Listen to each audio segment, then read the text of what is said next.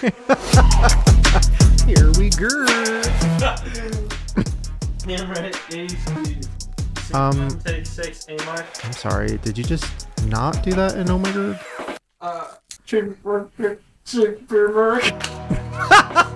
I understood that. Maybe that's the best way to do it. What? It means... Oh my God! Oh, Chris, are you okay? Oh my God! If you died, I die. Ooh, Sorry, Ryland. could have been Doesn't better. hold as much weight when you throw those around for everyone. You're not allowed to talk about things holding weight around me. Triggering. Are we good?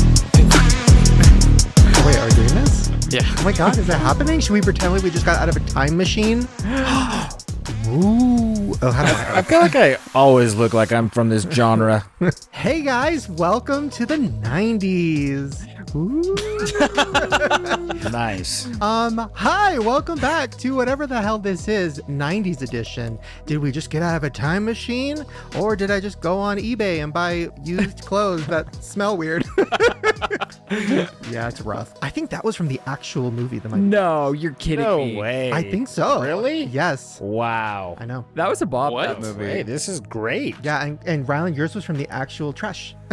No, this is everything. It's lined really well. Like, this is going to be my fall look. And let's do a fashion update because I spent so much money on these clothes. Like way too much because I really wanted a 90s episode. So Chris, we'll start with you. You're dressed like a 5-year-old. I love it. I love Nickelodeon. I love Rugrats. I love Hey Arnold. I love like all this. This is everything I grew up with that I love. So I'm happy. Ryland? I don't know. I've just got put in this getup and I love it. Oh, you know what though? I forgot about the hat. This is like, I love the color blocking on this. It's going to be the new me for the fall, but where I really gagged was when I saw this Oprah Winfrey Show hat. Is this Real. an original? Somebody went to the Oprah Winfrey Show in the 90s and they got that You're hat. And now you have it, kidding babe. me. I know. I'm never going to take it off. I mean, I took it off for the podcast. You're not wearing it. Because I previewed it in the photos and you couldn't see it. So I thought it would be better use for everyone to get to view it throughout the podcast. No, you look beautiful. Jerid? Yeah, I'm rocking the what sounds to be a movie-worn, authentic Mighty Ducks jersey of Conway, the captain. Whoa. Quack, quack, You know the quack. names and everything. Yeah. Yeah, I know yeah. Mighty Ducks is one of your favorite 90s movies, so I just wanted you to feel special. Dude, I feel so special right now. I'm wearing an outfit I got for Chris, basically. Yes, I got a little 90s hoodie, but then I have this shirt that says bear on it. And this is because Hell I'm yeah. identifying and also, like, I'm just letting you know. I love it. Wow. Well, speaking of looks, Chris, Yes. before we fully dive into this episode, I do want to, like, start with a bang. Okay. We're involved in drama. Are we? Yes. Wait, we all of us or? Mainly me and you. What? Well, Jerid a little bit too. Oh, For once, Ryland, you're not involved at all. I love that. Well, people are saying Shane is so mean to Chris. What? Oh my God. Yes. Then they included Jerid. They said Jerid no longer is making this a safe space for Chris because Jared's laughing at Chris's addiction to jerking off. I was laughing, a lot. In solidarity. I will say I entered like a giggle phase. So I think, can't lie. I think people just feel for Chris. I mean, how can you not love him? He's lovable. I just realized now that we're under the microscope in this scenario, Right. what I just said is leaving me in hot water. So, Chris, I think as reflecting on it, just the moment is funny. I don't think the whole fact that you were dealing with an addiction or it could be a potential thing that's causing addiction-like consequences for you, a funny thing.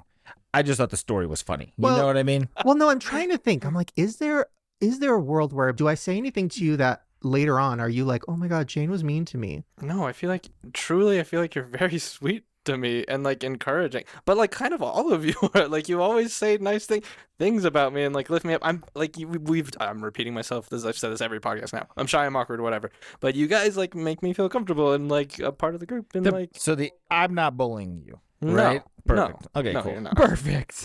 I'm clear. As I was saying it, I realized, I think if you watch it, you can even tell in my face that I'm like, I went too far.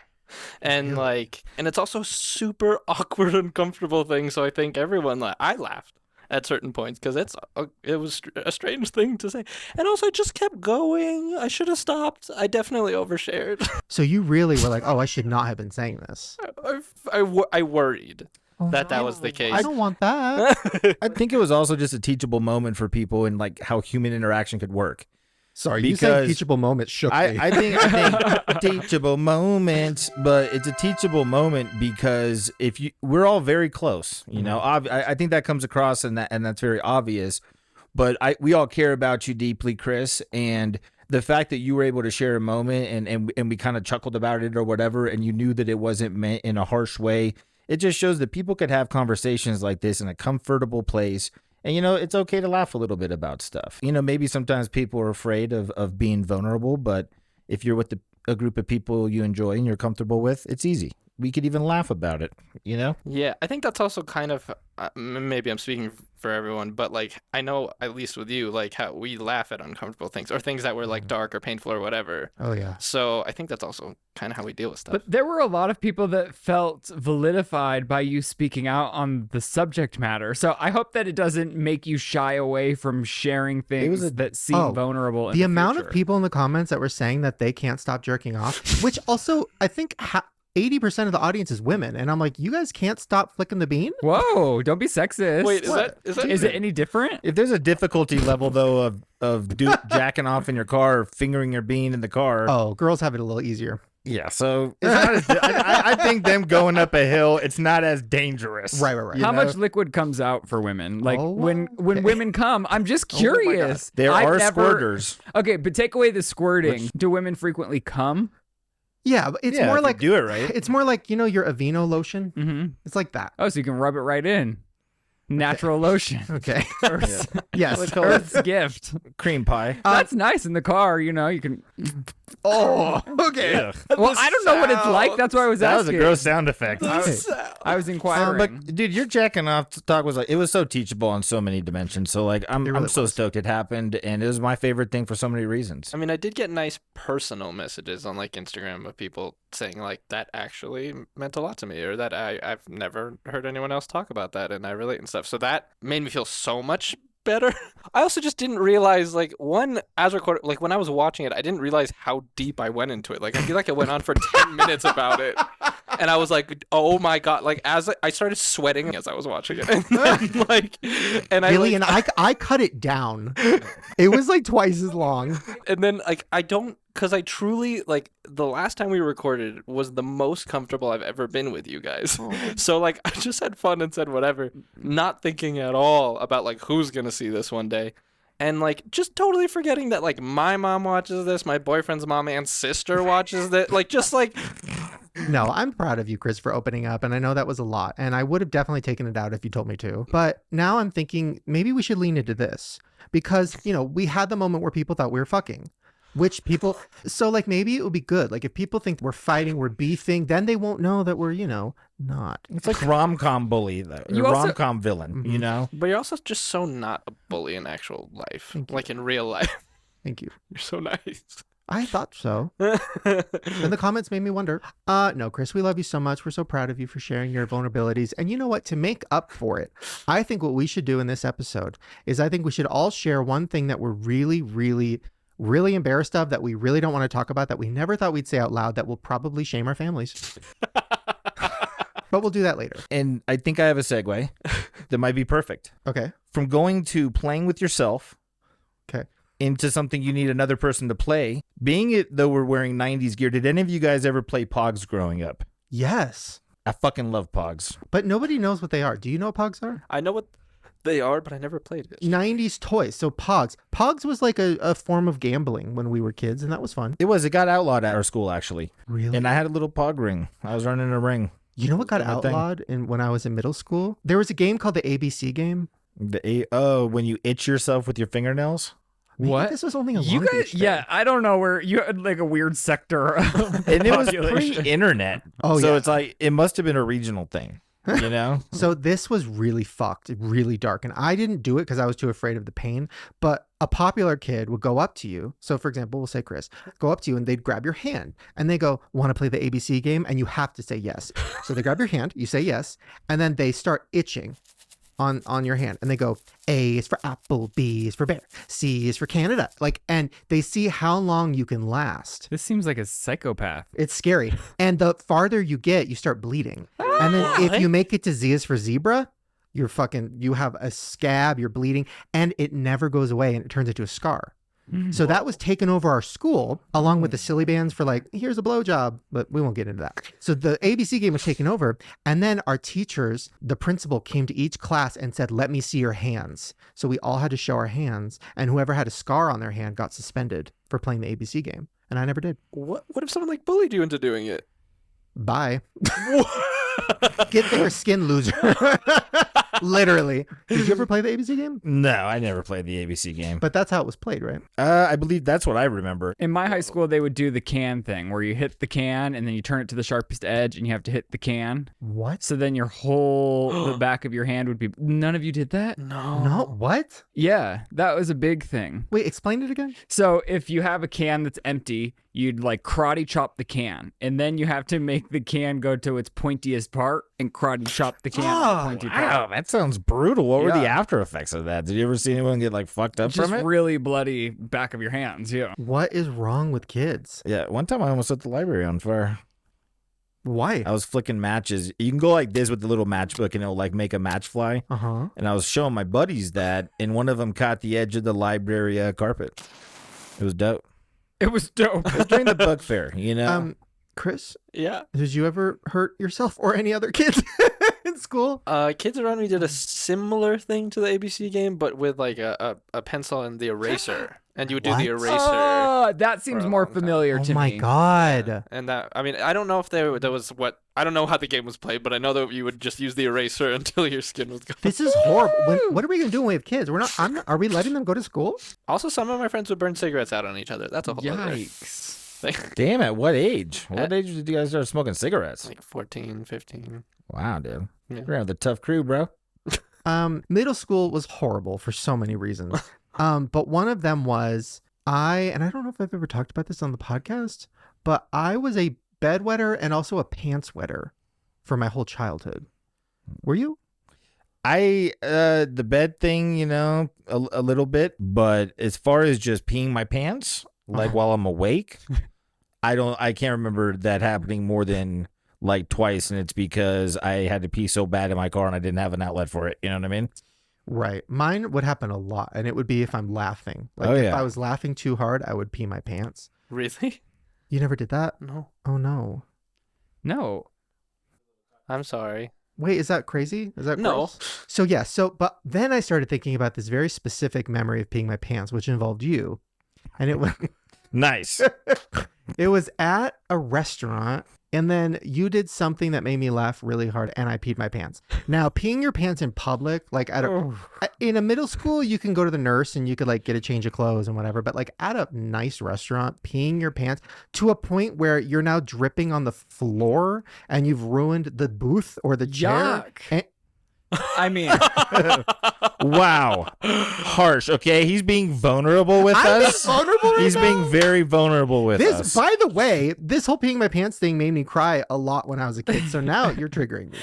Wow. or like even for yourself, like sitting in the wet pants is just like yuck. Yeah, it's not fun. I used to do that on swim team. Before we swam laps, we'd be in a Speedo sitting in like a steel chair, and I'd always pee and leave a little puddle before I swam. What kind of fucked up shit is that? That high We school all made- did it. No, we all did. not They that. hosed them down. They knew. I'm saying like, why would high schools make people wear Speedos? Yeah. Aerodynamics. That's weird. I don't think the high school swimmers need it. You know?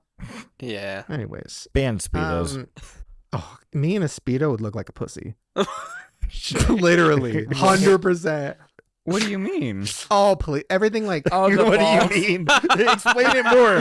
What does it mean that you in a Speedo would make it look like you have a pussy? Please elaborate. It's a growing aspect. I get Keep it. going. I don't understand with the it. balls and they I've look arrived. like big lips. Anyways, so I peed my pants at the restaurant and it was horrible. And I was like almost going to cry because I was laughing, but also peeing, and it started smelling and it was awful. And then I didn't know what to do and I'm panicking. And you, like not all heroes wear capes. I like to call it Captain Save a Bro. You know what I'm saying? Yes.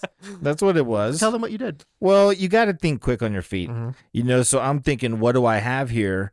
And I had a full glass of water. I felt like it matched the viscosity of urine very well.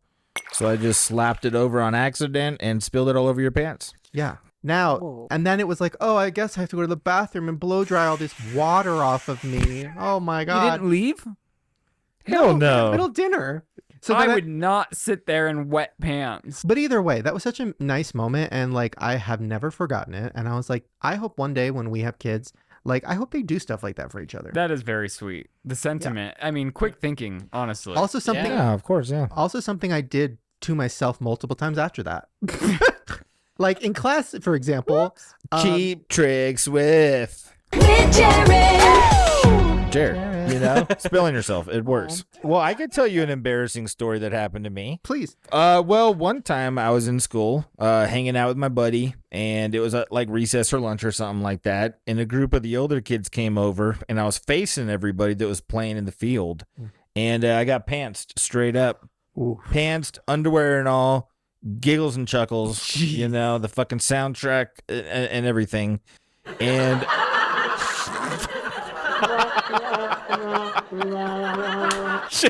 How many? yeah, those were all the emotions going on. People were laughing, and all the girls that maybe were vibing on me, were like, wah, wah. And then all the people that were confused when they saw your grower, it was like, is that a pussy?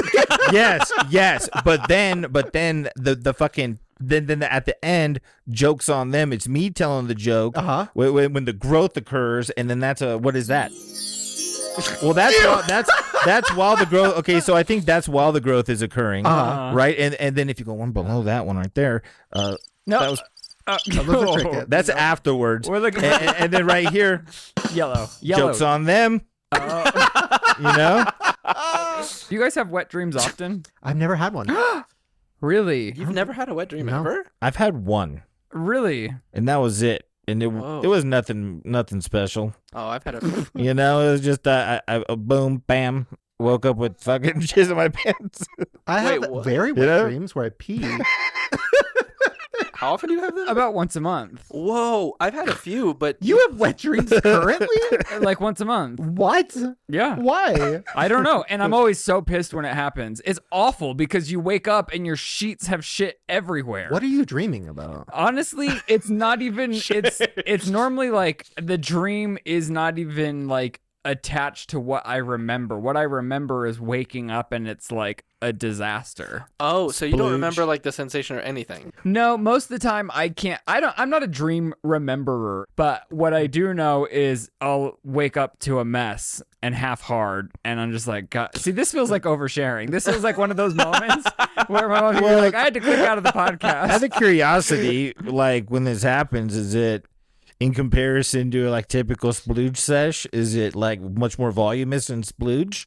Do you No. notice a difference in volume? No, it's about the same, but I would Nice. say I splooge like quite a bit. Yeah, me too. Generally. So, we talked about this actually. Chris and I were talking about this last night. What like the fuck are you sizes what? of our loads. What? Where was I? We went out to dinner. He took me on a date. And I wore something blue, which gets Chris Wow. going wild. He did look very nice. Wow. Oh, dude, and you guys were talking about load specimens and whatnot? It's fine. We had drinks on our date. It's fine. We had pear martinis. We were talking about like partners and like You're talking about my load? no, we were talking about our loads and how it affects landing on our partners. Oh yeah. And then Lizzie was confused. I was like, yeah, sometimes Shane gets annoyed if it like hits his face or he like has to like. This is a lot. This is a fucking lot right now. Yeah, I'm feeling weird. Keep going. So we're in the middle of dinner at like this really nice You restaurant. guys were and saying this in the middle of dinner yes, and they sat at a us. nice They restaurant? sat us in the middle of Yuck. the dining room. And Lizzie's like, well, I just can't picture the position you would be in to even have a shot at getting to Shane's face. Straight woman. And she made me spell it out for her, like show her the position in which I would be in for come to go. She made you do that? Chris She's a very persuasive woman. didn't She is seem like a very choice. persuasive- And then Chris and I, we bonded over like the amount that gets everywhere. Yeah, we both have huge loads. Well, I said mine were medium to large. You Hi, said Chris's yours were mom. huge. We love you. He's half German, he's so bright, he's a factual delight. Are you ready for some fun? German facts with Chris. Chris, Yes. my beautiful, humble, amazing king, who we all love so much. Thank you. What's your German fact? The first ever book was printed in German, and I just think that that's really cool. First ever? What? The first, Ever. what do you mean? The first Well, what- book I've ever made? Was it not the Bible? Wow. Christian king. In 1455, Gutenberg produced what is considered to be the first book ever printed, and it was a Latin language Bible, right? Oh, see, I'm Googling that. Printed in Germany. Wow, that is impressive. I think that's why it's called the Gutenberg Press. Wow. You kind of just blew my mind. Whoa. I know, right? You have a lot of fun facts. I just have so many religious questions, but I don't think we can talk about all that. Wait, why? I don't know. Are we allowed to talk about that? About religion? Yeah. I think so. I don't want to take up time either. I'm just genuinely curious. I mean, I guess I'm just curious now. Like, are both your parents religious? Were you raised in a really religious household? You too? I'm just curious.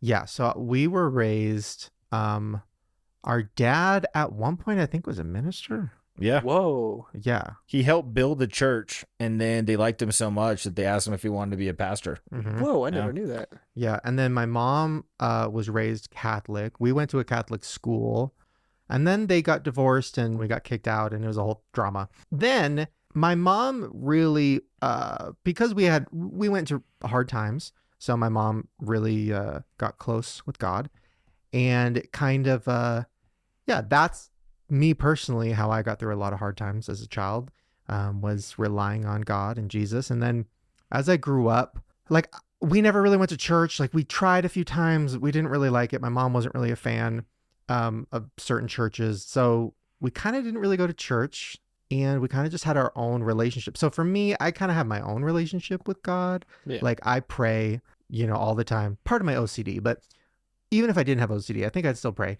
And I talk to God, and I believe in God, and I still say I still believe in Jesus.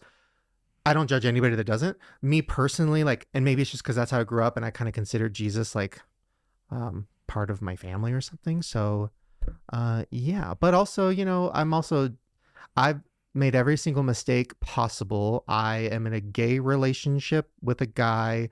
I'm breaking every Christian rule. So I don't know, but I know that, like, I believe in God, and I feel comforted by that, and I think that's all that matters. And I don't hurt anybody, and I don't judge anybody, and yeah. What were you raised, Chris? Well, it's interesting. Everyone from like my Peruvian side of the family, including my mother, are very Christian, mainly like Adventist, which is very like pretty like hardcore. But my dad just like is like, I don't think there's a God. I don't think there's any, like, whatever. He's like Atheist. agnostic atheist somewhere in there, and thinks it's all like, he thinks organized religion is insane and whatever. Like, has very strong opinions about all that. So like pretty polar opposites. My parents in almost every way, in that way too.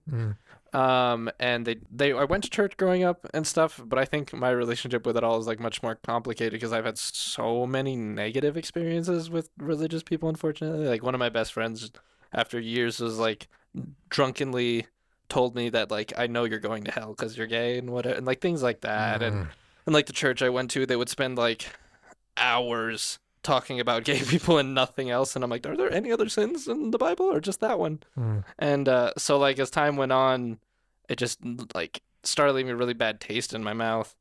But I would like to believe, I was raised believing that there was a God. I was raised Christian, and I had a relationship with a God, then I lost it, and I'm sort of right now just like, I don't know, honestly. I don't know what I believe. I'm like open to anything. I do think I don't know, there are a lot of bad people that use various religions for bad reasons, and that's really frustrating. But I think that's on the people, not the religion. Right. But regardless, it's frustrating. But I don't know. I would like to believe there's a God, and sometimes I will still pray at night sometimes to just whatever, hope, like just like hoping, that there's something hearing me. Can I say something that, like, I never want anybody to feel like I don't think I've ever talked about religion on YouTube. I mean, it would be weird for me to talk about religion and also do gross sketch comedy.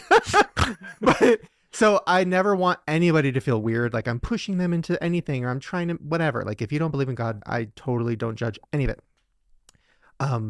But if you don't mind, what I will say is, for me, when you say that, like you want to believe that there's a God, or you kind of are open to that, what I would say is, like, the fact that we met, the fact that we connected so many years ago, and then it came back around full circle at certain parts of our lives when we needed each other, and now we're doing this, like, to me, it's hard to say there's not something bigger than myself that makes all these things happen. Like even getting canceled and even all these other things, like it all leads to something. When you look back, you're like, whoa, that all made sense. And that was a struggle and that was a challenge, but it led to something that changed my life or enhanced my life or brought people into my life and took people out of my life. Like, so for me and you, I'd say, like, proof of a God existing is like me and you sitting here right now. Like, it's crazy.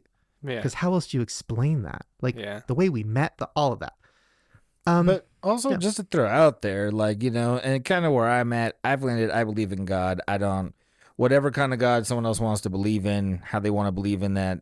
If they don't believe, that's fine. Because I think something like believing in God could be very momentary. There's people that didn't believe in God yesterday and something happened and now they've had a complete spiritual awakening. So I'm not going to judge somebody on a current belief in God. That's the heaviest belief you can possibly have.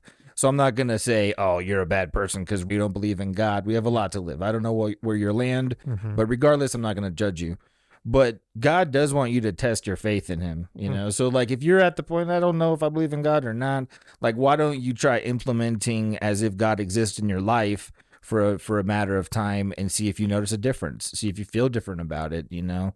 If it's important to you. If you don't feel like you need to have any kind of a journey with God, then don't, you know, there's no pressure on it. I'm just saying that would be, you know, that's kind of where I'm at with it.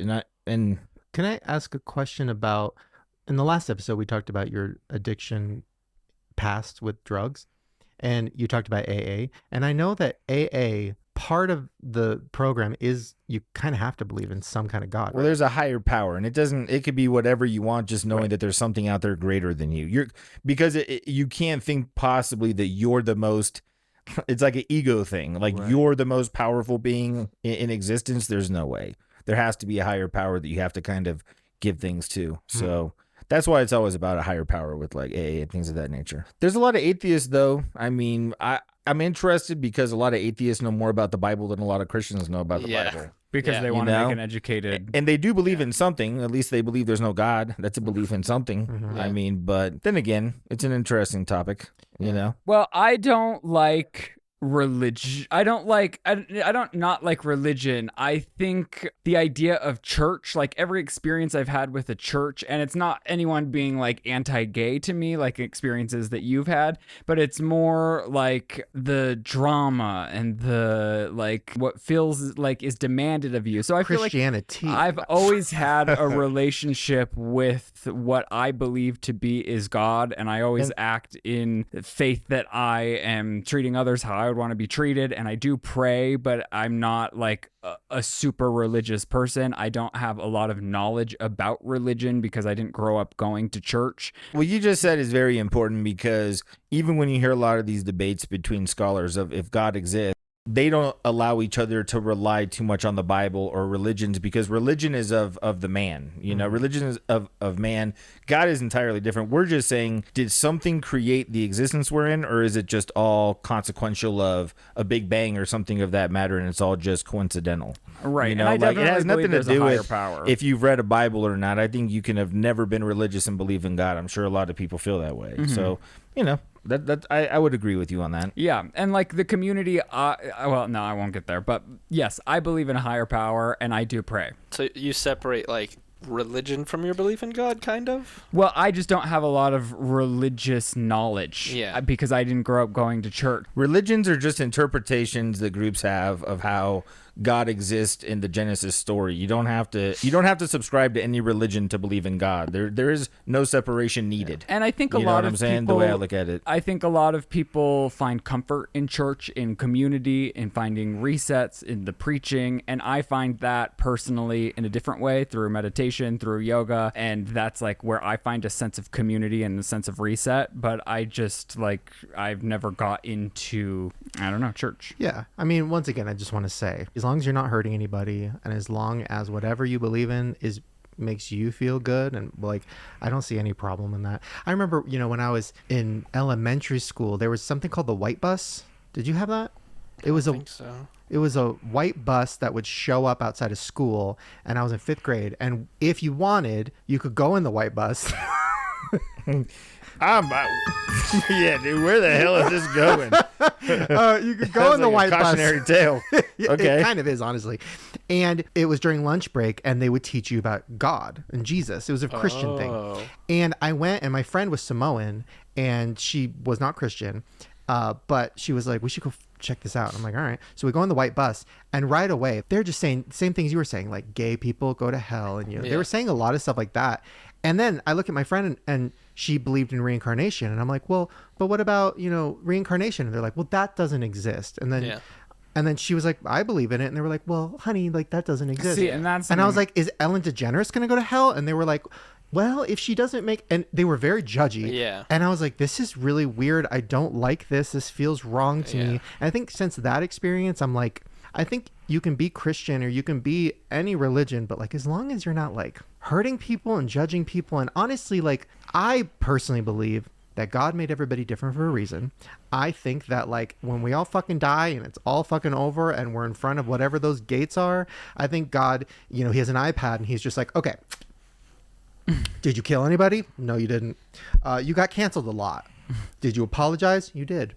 You grew. Okay, like, come on in. Like, I personally don't think it's like as judgy as maybe some people do. For my experience, I think my parents both grew up in Utah where their surroundings were very Mormon heavy, and they had been pushed into the Mormon church. And I think when my mom was raising us, she didn't like how she felt when she was kind of thrown into a religion. So she wanted to give us the opportunity to choose what we believed and where we wanted to go and how we wanted to fall, but we did always pray and believe in a God. I just have such a hard time as a gay man with like specifically a book that is anti-gay. But I think you're thinking too literal. Like, you can believe in God and not be Christian. You can be anything. You can literally think that God is an alien. And that's okay. Like, but then where do you go to learn about these things if you don't feel welcome in the community? Why? Why can't you have your own relationship with God? Why do you have to go into a building? That's what I'm choosing to do. But I'm saying for like Chris, who's talking about like feeling alienated from a community. Then I think that Chris, if he wants to, I think can have his own relationship with something else, and he can literally, you already do that by filming, by seeing the beauty in what you're making. Like, that to me is a God-given talent. That's something that you weren't just like, how were you just born with this thing that somebody else can't do? You can do it. So for me, something gave you that, and it might not be Jesus or a Christian God or a Jewish God or whatever. It might just be something else. And like, I don't think that thing is judging you or anybody. But once again, believe in whatever you want to believe in, and we don't judge, and feel free to do anything you want. We love you. That was a nice wrap up. Don't murder people. We're going to take a quick little break. We'll be right back. Don't murder anybody. Did you know McDonald's puts sugar on their fries? Oh, yeah. What? They put sugar on their fries along with salt because it makes them taste better and it makes you like addicted to them. And it's so good. I kind of want some right now. But that's like innocent. That's fine. But then I was thinking about things that piss me off that corporations do to like trick us or manipulate our minds. Then I started thinking about grocery stores and the mall and all these different places and movie theaters. That's a big one. Like movie theaters, I counted, like I looked at my phone when we sat down and when the trailer started. 25 minutes. Yeah. 25 minutes of trailers. And then so I Googled it and I'm like, I feel like there's more and more trailers every year. Like, this is crazy. And then I Googled it and it said because movie theaters right now, because of the pandemic and because, they missed out on a lot of money, they're trying to get that money back. So they make the trailers extra long so that you have more time to go get thirsty and go get some food, get some candy. And you're like, well, I might as well go. I have time. So that's why they do it. Smart. Everyone's got to make a buck. And also grocery stores. I mean, I feel like everybody knows this at this point. Do you know all the tricks that grocery stores do? No. Oh my God, you're going to be shook, Chris. You're going to feel so manipulated. So the first thing they do is they put the baked goods section or the bakery right next to the front door so that when you walk in, you get whiffed with the smell of baked good so that now you're hungry, you're salivating, you want more. Then they put the things that you really need, like milk and eggs, at the very back of the store. So you have to walk through the whole store. Yeah. They put the produce all the way over to the right. So you got to go that way. And then they put the milk all the way in the back. I mean, it's all like it's a retail science to get you flowing through their store to see as much of it as possible. If they just put all the essentials in the front, most people would treat it like a 7-Eleven. Just go in and get what they need and get the hell out. They also, some stores, which I did not know, but some stores, they waft the smell of baked goods through the vents of the whole store. What? So when you're walking around the whole store, you smell it. Disneyland does that.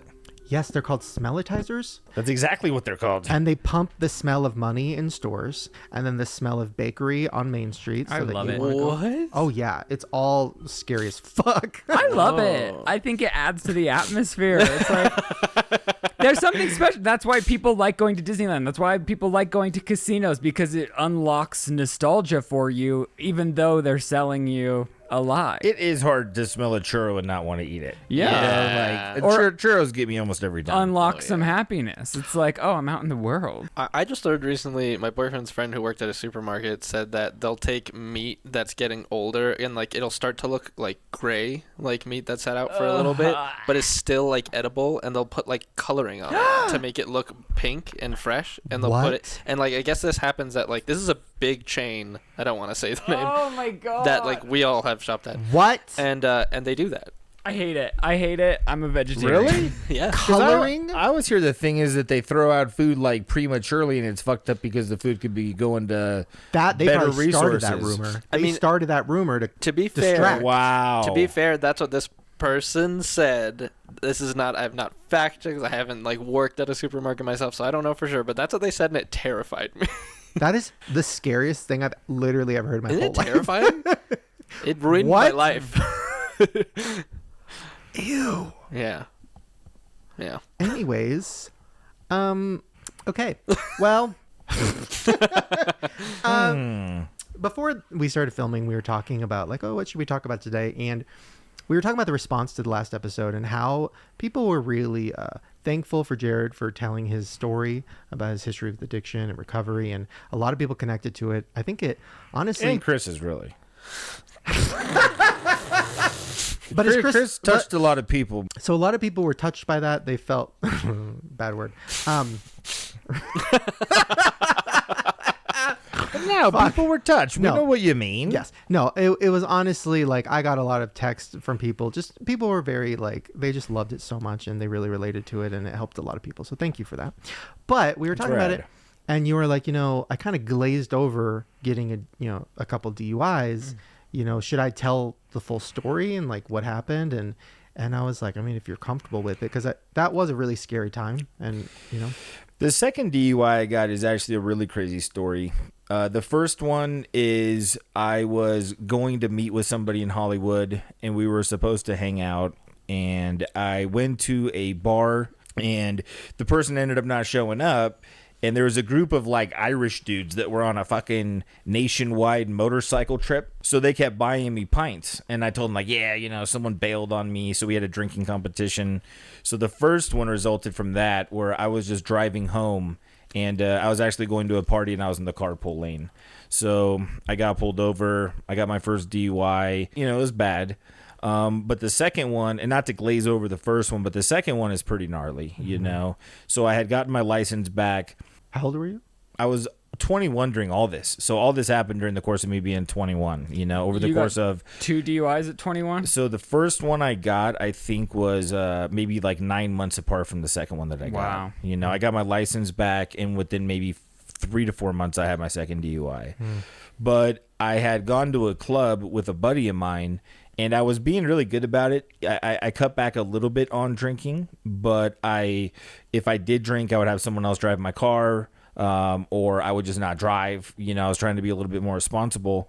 But this night in particular, I forgot what had happened to me, but I was going through kind of like an emotional thing where I needed an escape. So we went to this club in Long Beach, and we were partying it up and drinking and dancing and all this stuff. And I gave my buddy my keys, and I said, dude, don't let me drive. I've drank way too much, and he's the one that came with me. I was like, whatever we got to do, let's just not drive. I can't drive. So we're all hanging out, and maybe like an hour and a half goes by.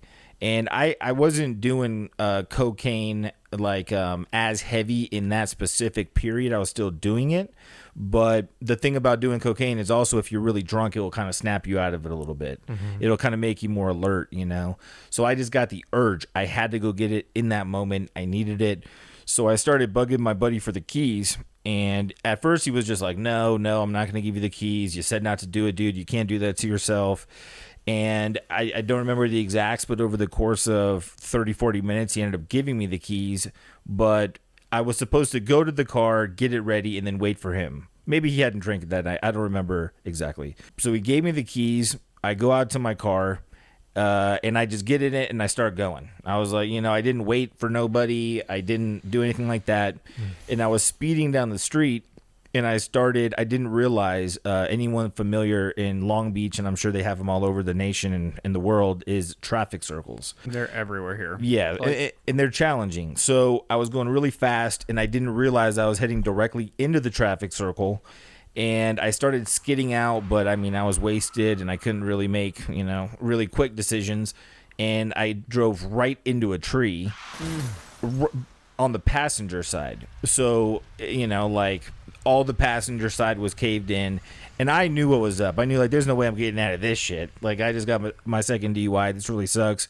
And I didn't even think about one of the real variables in that moment, but that I will get to in a second. But the cops came. They, they asked me if I was okay because the car was so fucked up. They imagined I was injured. And the window was cracked just enough to where I just said, take me to jail. I knew I'm not going to, what am I going to say? I dozed off for a second. I can't get myself out of this, I know. So they take me to a hospital. They check me out, and then they take me to jail. But I just remember thinking, how fucking crazy is it? Because if my buddy would have gotten into that car, he said that he was walking out. And he saw me leaving, and he tried to come get into the car with me, but he just wasn't able to catch up because I was speeding off so fast. Oh my God. If he would have actually gotten into the car, I would have done that, he for sure would have been dead. Because the first thing they said is the passenger side clear? That was the main concern. And then they saw me, and I was the only person in the car. But I just think wow. I know. And that feels like a godsend, honestly. Oh, dude. It's I saw the picture of that. I remember Mom showed me when this happened, and we saw the picture, and I think the cops or somebody told Mom, you're so lucky that your son's not dead and that he didn't kill anyone else, because this is it was brutal. It was and if wrapped not the around passenger, a tree. but somebody else. My mom said she fainted when she saw the car. Yeah, it was because so it was gnarly. wrapped around the tree. Oh, Yeah. God.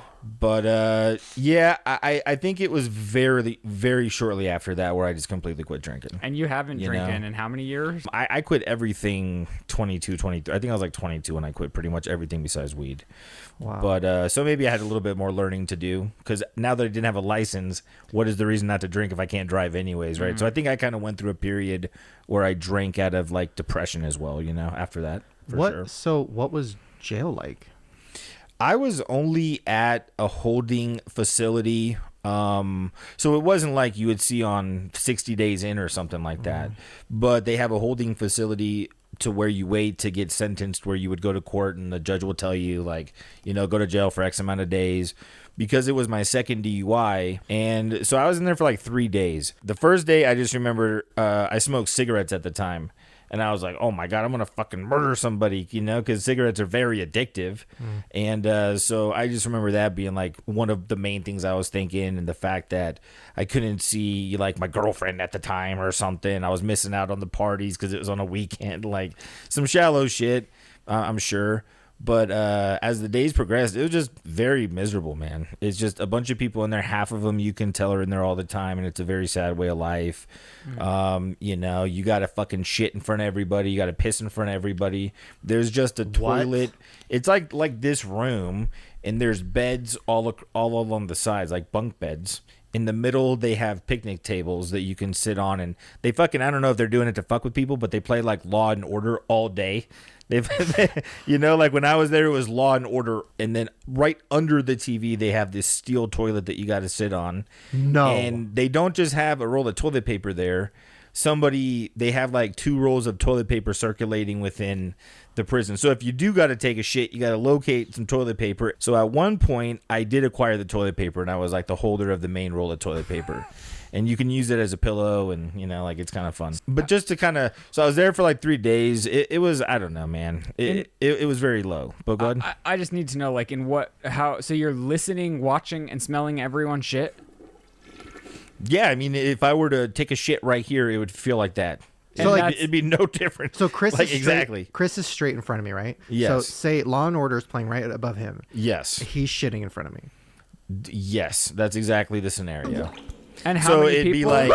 Oh my God. In this holding cell, it was probably 25 to 40 people. You know? Somebody was shitting all day. There was always people taking a shit. I shit all day. That would be me. Yeah, but the thing is, when you're, you know, from my minor experience, right? I'm not trying to act like some fucking jailbird, but from my experience and what I learned, because I kind of buddied up with the dude that had been there, because I was asking him how it's going to be, when am I going to get it? He's like, bro, it's going to be okay. But he wasn't eating nothing. So he was like giving me his food. He's like, oh, if you want this, you could have it.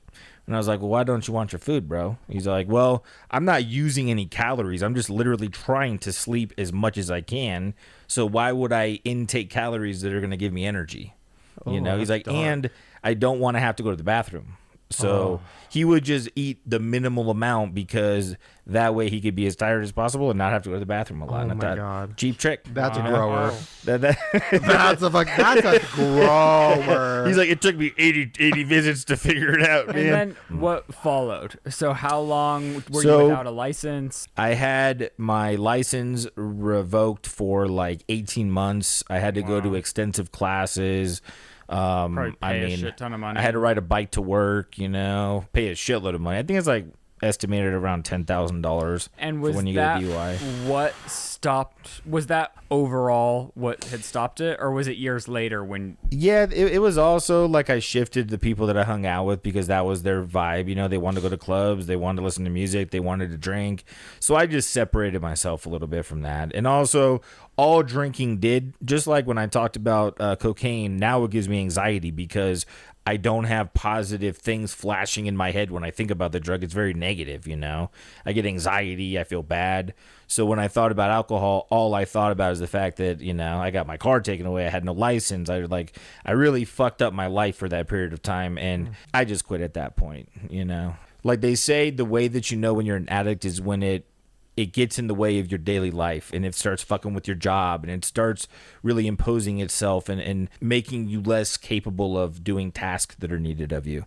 And when I realized that it was doing that shit to me, I was like, I can't, you know, it's not worth it. I'm not having a fun enough time to like ruin my life, you know, for sure. So, and then they make you go to AA when you have a DUI, your second DUI.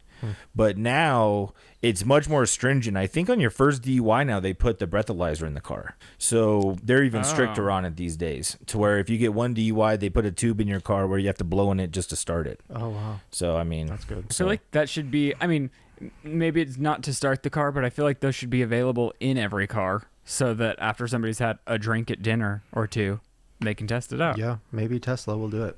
Elon? That's not a joke. I'm serious. I feel like they do everything else. I mean, it's not a bad idea, so why don't we explore it? You know, I guess it's not a bad idea. Well, thank you for sharing that, and also hopefully that keeps people from drinking and driving, because that sounds horrible, and also, you know, the risk of hurting somebody else is unimaginable. So, yikes. And it's cool because the person that was in the car with me, shout out to you, Jesse.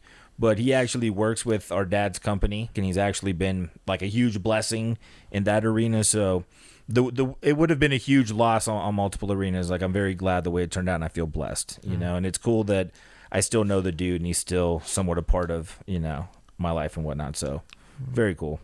Wow. Well, that was beautiful, and we're gonna take a quick Yeah. little break. I'm gonna go pee in the privacy of the bathroom where I can close the door and you guys don't have to watch me. Thank God. The opposite of prison. Thank you. I never thought I would thank somebody for going to the bathroom. Cool. Thanks, dude. And when we come back, conspiracy theories. Okay. All right. I know you guys have been missing them, and I know we haven't done them in a long time. Mandela Effects. You're kidding. Okay. How could there be any more? I just got such a nostalgic vibe Me too. because it's been so long. You guys are crazy. Hell yeah. Am I old enough to be nostalgic? Definitely. Thank you. Okay, these are Mandela Effect updates. Actually, I don't think we ever even talked about the most famous Mandela Effect of all time, What? the Berenstain Bears. Berenstain Have Bears? we not brought up the Bernstein Berenstain. Bears? The Berenstain Bears. Okay, so the Berenstain Bears, that was honestly the first Mandela Effect ever because most people remember it being the Berenstain Bears, right? The Berenstain Bears. Exactly. But the whole time it's actually been the Berenstain Bears, which, like, fuck off with that. That is just That's not even a name. Kidding. Never heard it. Stain? Like Berenstain? Ew. And, you know, people will just show, you know, videos and clips and pictures and things being like, how is this Berenstain? I don't remember it being this. It doesn't make any sense. The Bernstein Bears! Well, recently there has been proof of a double timeline. You're kidding. Was that real? Yeah, I'm actually kind of shocked. Oh my God. Like you're saying that, wait. Shake Ryland for the first time. Okay, so some guy found these in his basement from when he was a kid. No way. Bears. So the Mandela Effect's a lie. I hate to do this. What? I hate to do this. What? Dude, we gotta be detectives Uh-huh. at times, right? Uh-huh. I would just like to point out the obvious, to me at least. What? The top one looks like it's been through hell and back and Yeah. it's been sitting in a box for 20 You're years. about to be shook as fuck. The bottom one Looks fake, right? looks fake. Right. Yes. Well, you just proved it. Because if this was fake, then wouldn't the Berenstain one be the one that was so fucked up? Can you actually Google those VHS numbers and pull them up, Chris? Like the I don't know. 819551? I will Whoa, try. that is very detective. Well, we have to. We have to be No, we have detectives, to. guys. We have are to. to the purple. We're gonna be detectives. I've actually seen a couple of these where people have multiples and it has the different names on it. So it's very interesting that you pull that up. Oh, after that it pulled up the Three Stooges. Okay, okay. Well, we don't really know how specific those numbers are to the actual skew. Well, that's pretty crazy. Wow, Now, I will say the username is Camo Milk. Which I trust it. Yeah, me too. I like that. But I mean, if this is just a photo that somebody took and they actually have a VHS tape that actually says that's insane. Right? That's like that we're being two-timed? What does that mean?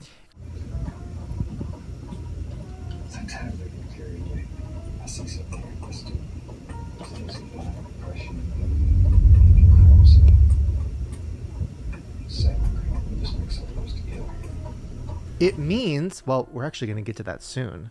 Because Jerid was telling me earlier about a theory that would explain all these Mandela effects. Yes. Okay, this was from Dee Marie. She sent me an email to the podcast email, and she said, my friend in another country saw this really old Fruit of the Loom tent and posted it on Facebook. But this is crazy. I don't understand how this is real. But who would fake this? How would you even fake this? Wait, remind me This- before you show me. So the Fruit of the Loom logo, we all remember it having the cornucopia behind it, Uh-huh. but it never has. This is a tent that had different sponsors on it.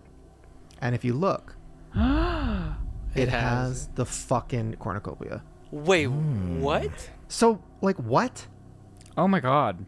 I had to look at the original to like remind myself, but I am shook. Right? I mean, come on. This actually involves Drake. This is from Spotify, and the lyrics to one of his songs, he, I guess, says Febreze in it.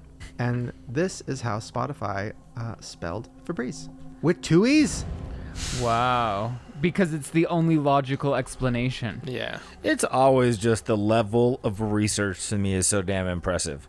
that someone thought they heard Febreze in a song. They looked it up on a website. They looked. I mean, you guys are fucking killing it on the research. Well, you guys are detectives. Oh yeah. Well, speaking wow. of, Stephanie emailed me, and she also said she was doing some digging, and she found this document from 2005, and it's a safety data sheet. And yeah, here it is, spelt Febreze with 2 E's. Whoa. We're not letting this one go. We're not. It's fucking 2 E's, guys. So did they change it to fuck with people? To make them think sideways? No, the world changed. There are there is a parallel universe that we have entered. I will put everything on that. I know it sounds crazy, but I believe it. Okay. Thank God we got in the same one. Okay, actually, I'll keep doing the updates and I'll finish. He's totally. He's gonna cut it. That's What? He said something like super sweet to you. Wait, what'd you say? Oh, well, you don't have headphones on. In fairness, you're not wearing. You said. I mean, to me, that was like movie-esque what he just said, and you just literally, it felt like you probably didn't hear it, but the way you timed the beat was like, cool, next. But you said. Well, I was thinking what the next thing was. You said, you explained to him about there's multiple universes and existences and realities. And Ryland, what did you say? I said, well, thank God we landed in the same one. And you said, okay. Stephanie sent me this. I'm sorry. That's so sweet. I didn't know. I really am the victim. No, I'm kidding. Okay, this actually is really weird and confusing to me because I don't even know what the real one is. Kit Kat. We haven't talked about that yet. Oh, is it that there's like a hyphenate in between the kit and the cat? There's definitely a hyphenate. On the packages, on the images that are showing up, there's no hyphen. You're lying. Oh my God, there isn't one. I could kill myself. Whoa. I've never heard you say that. We found it. The threshold. Welcome to the club. No, I'm dead serious. Whoa. I mean, I'm serious. That's crazy, right? That's nuts. Kit Kat? How is there not a hyphenate? I'm normally not shook by these. Something's happening. Maybe I just fell into the other universe. Oh, this somebody sent me. Here is a picture of Mickey from one of the cartoons, and he's wearing suspenders. Oh, so he did. So he did wear suspenders. So we're all right. We aren't crazy. I need references for all of these. Oh my gosh. It's crazy. You're right. Oh, and Anna sent me this. This is Netflix from another country, and they have Flintstones with 1 T. No. And she goes, "Oh, looks like the Mandela Effect hasn't hit me in my country." Whoa. Isn't that crazy? Yes, but okay. I hate just because, guys. I'm really being a director right now. I don't know the language this is in necessarily, but it says Os Flintstones, and it actually is spelled with the other T in the description right there. But it's not in the title. I know, which is why it's crazy. I'm shook. No, it is. Okay. So there is a big viral Mandela Effect right now that everybody's been sending me and everybody's spreading. All right, first you need to know that I am willing to die on this hill. And it's about the Publisher Clearinghouse. If you were a kid in the 80s and 90s, your parents got these envelopes in the mail from the Publishers Clearinghouse sweepstakes. A guy named Ed McMahon would show up on your porch with a big-ass check. And be like, "Here's your $1 million," and they would scream Talking about and cry. scams, yeah. It was a scam? Well, yeah, because it was a bunch of people sending them like $20 a month in hopes that Ed McMahon would show up on your porch with millions of dollars. It's just like the lottery. You know?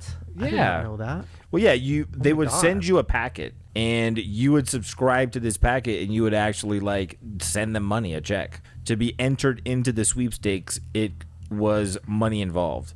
It wasn't just like Ed McMahon rolled up on you randomly and gave you a check. I don't even know who that is. So. Well, anyway, that's fucked. But anyways, we all remember this, right? Wrong. It never happened. The Mandela Effect is that Ed McMahon actually has no connection to Publisher Clearinghouse. Ed McMahon never worked for, made commercials for, or was affiliated with the PCH in any way possible. So that was a Mandela Effect. And everybody's like, "No, I remember." And there was clips from the Golden Girls. What? I'm one of the winners of the Publishers Clearinghouse? Ed McMahon wants to see me right away? There was a clip in Roseanne. Who are you supposed to be? Who am I? I'm Ed McMahon. You won our special Halloween jackpot. Then there was news footage of a newscaster bringing up Ed McMahon. Well, in other news, who among us hasn't seen Ed McMahon's ads for the Publishers Clearinghouse giveaway? And then Ed McMahon himself talked about it in interviews that he would show up with checks. You would actually walk up to people's doorsteps and give them the check? yeah. So that's when I got confused because I'm like, wait, this is literally all proof that this existed. Like, how is this Mandela effect? And that's when I started to lose faith in Mandela effects. Because Oh man, what a revelation! What? I know. Because Like, I could not sleep last night. but the truth is, Ed McMahon did give big $1 million checks to people. It was just called like the American Publisher Foundation. So he did do all that. So I'm not shook because we all thought it was Publisher Clearinghouse, but who fucking cares? It was just something else clearinghouse. That people could just be said for all of these things, though. It's like, who cares about the cornucopia? No, because they said Ed McMahon has never shown up at your door with a fucking check. That was the Mandela effect. But yes, he has. He literally did. My brain hurts. And I need somebody smarter than me to figure this out. It was just a different company. Guys, we have to, if anything in this community, we have to maintain integrity. Yes. We can't just be bullshit and trying to fuck with each other. That's not what this is about. This is about ultimate truth, spreading awareness, Yes. and getting to the fucking bottom of it. Thank you. Not getting over on each other. I agree. Thank you. Which now we're going to really get into this to bring us back, because I do believe in the Mandela effect. I don't believe in some of them because they're stupid. But you found out that there is a bigger purpose. What is it called? So the reason these Mandela effects could exist is because there's alternate realities coexisting at the same time with us, this multiverse. And some people are speculating that something called CERN, which is CERN, which is the European Council for Nuclear Research, their main goal, their main purpose is to essentially figure out how the universe was started. So the first thing they need to do is dissect the Big Bang and figure out how these particles met or whatever the situation is. And they discovered in 2012 when they were using their, it's like called the LHC, which is their Large Hadron Collider. When they split an atom, they found the God particle. And what the God particle is the particle that keeps the whole universe in balance. So what some people are saying is when they achieved this in their LHC and they were able to, smash these two particles into each other and they discovered this God particle, they believe that could have ripped open the time continuum in our reality and kind of like opened up a portal into another existence in the universe. So now some things have shifted and there's like this blurred line between these realities. Okay, hold on. First of all, that's crazy. Very crazy. I'm in. Second of all, so 2012, everybody thought the world was going to end in 2012, and the Mayans predicted that. Our world did technically end in 2012 then, and we went into a new world? It's quite possible. I'm going to throw up. Well, because the Mayan calendar ended in 2012, and it says here that the most notable achievement of CERN include the creation of the internet. So that CERN created the internet, and the likely discovery of the Higgs boson, so-called God particle, in 2012. Okay. So they could have opened up a rip in time-space continuum and essentially ended the existence we were previously in, and that could be what the Mayans were conveying, because the calendar they had only showed them until that rip in space-time continuum. The Mayan calendar ended December 21st, 2012. Whoa. There it is. Right before Christmas. Why couldn't it wait? Wait, so is this CERN thing, the God particle, is that science? Is that real? Or is this a theory? This is actual science. Wow. I mean, and people even kind of equate it to Stranger Things, where it says the first and scariest theory is that CERN is attempting to open a portal to hell. That's one of their main goals. Wait, what? How is this real? This can't be real. And so their agenda consists of taking the cornucopia out of Fruit of the Loom? No, the thing is, when we look back at history from a linear perspective, it's within the reality we experienced it in. Right. So when they collided these particles and it caused a rip in space-time, when time got put back together in place, certain things were switched out. That just made me sick. Okay. Or now we're experiencing a blurred reality where we're kind of sharing this multiverse with another reality, And I'm not just saying this. 2012, I feel like life stopped making sense after that. Like, honestly, I feel like so much crazy stuff has happened since then. And the craziest part is their whole goal is to replicate the Big Bang.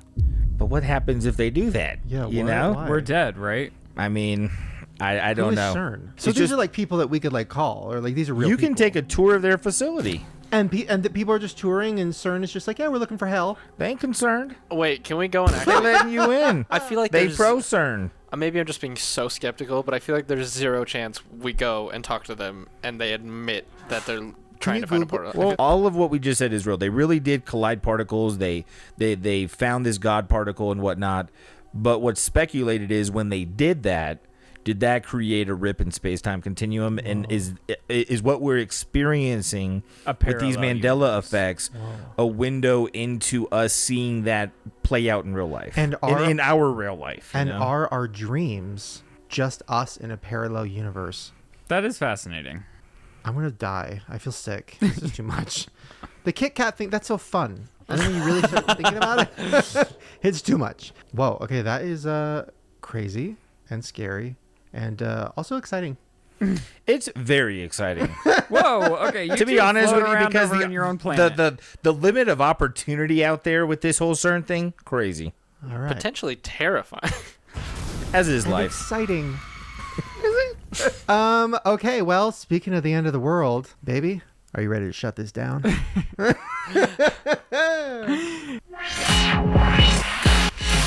Lights, camera, action. Ryland's recap is about to happen.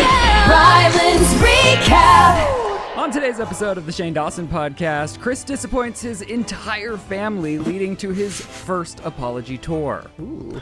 Users have weighed in, saying that they relate to Chris being addicted to jacking off. Chris doubles down and says he shoots massive loads, you know? Chris and Ryland both reveal they shoot massive loads, which honestly annoys their partners. Shane's a victim of bladder shaming. Yes, I'm a victim. Shane Dawson turns out to be a victim of bladder shaming, while his brother, Jerid was fully exposed. Don't go to jail because you'll have to shit in front of people. Yes. Oh. And if you've never been to jail, Jerid reveals that while incarcerated, you do have to shit amongst your peers. This just an incarcerated is not a word. What is it? What's in jail? Incarcerated. Incarcerated. My producers are telling me incarcerated. What did I say? I love you. Shane is not Shane. Yeah. Despite popular belief, Shane is not a bully. And I heard that we have a word from the victim. Despite popular belief and what you all as viewers may think, it turns out Shane Dawson is not a bully. And to weigh in on that, field reporter Chris will weigh in. Chris? Shane is not a bully. He's a wonderful human. In other news, Good job. Chris has never jacked off in our house. It's true. Shane doesn't The believe him. verdict is out. The verdict is still out if Chris is deemed a masturbation station in Colorado. We actually have a field reporter who's in the bathroom with the black light. Chris stands strong in defending himself and his family, saying he's never jacked off in the Dawson Adams residence. However, Shane has hired a black light expert and is currently searching as we speak. And I'm just sending a warning out to the janitors at the Denver airport. Because when he gets to that bathroom, there's going to be a massive shooting load. Prepared, locked and loaded, ready to splooge all over a fucking stall. I already know it. Oh, this just in. Shane, to comfort Chris, says that he's jerked off at an airport bathroom too. What? I did. It's not a cancer thing. Jared confirmed it's not a cancer thing. In more ways the internet can cancel Shane, he has now revealed Ryland he also turns. jacks off in airport bathrooms. What's the craziest place all of you have jacked off in? No. Can you imagine the call? No. Why can't we ask that? Please no. I don't know. I feel like it's weird. If you're legal to jack off in your state, Imagine the comments are just in places like beach, church. Like it's just like theoretically, where would it be exciting to masturbate? Roller coaster, haunted house, McDonald's drive-through. if the comments are places, I'm gonna lose my. I'll tell you where it's not exhilarating to jack off. In jail. But they do it. Oh, Depending, they do. though. They do. Depending. Maybe some guys are into Oh, it. sorry, Ryland. Oh, yeah. All right, you guys. Well, that wraps up today's episode of the Shane Dawson Podcast. We hope you enjoyed your stay, and we will see you back here next week. The podcast also has an Instagram at the Shane Dawson Podcast. Thank you so much for all your love and support. Give us a 5-star review, comment below, and we love you so much for your support. Thank you, and we'll see you next week. Good night. Incredible. Oh, shit. Hold on. Oh, God. Wait. Lights, camera, action. Ryland's recap is about to happen. Ryland's recap. Wow. Well, good job. I'm so proud of you. I love you so much. I'm so happy that we're in the same universe. Aww. Thank you guys so much for watching. Hopefully you enjoyed whatever the hell this was. And send Chris some love, send Jerid some love, send me some love, and send Ryland some love. Listen, we are all victims together. I feel like I'm on a talk show, like waiting for my segment, and you're like, and then they smile. No, we really appreciate you guys supporting the show. We love doing this, and it's just really fun to hang out with my friends and family and do what we love with no judgment. And just laugh at each other, and enjoy each other. Yeah. Talking about jacking off. I love it. Do you feel like you regret anything you said today? Today, no. Today, I feel good. All right, see you guys next time. Bye.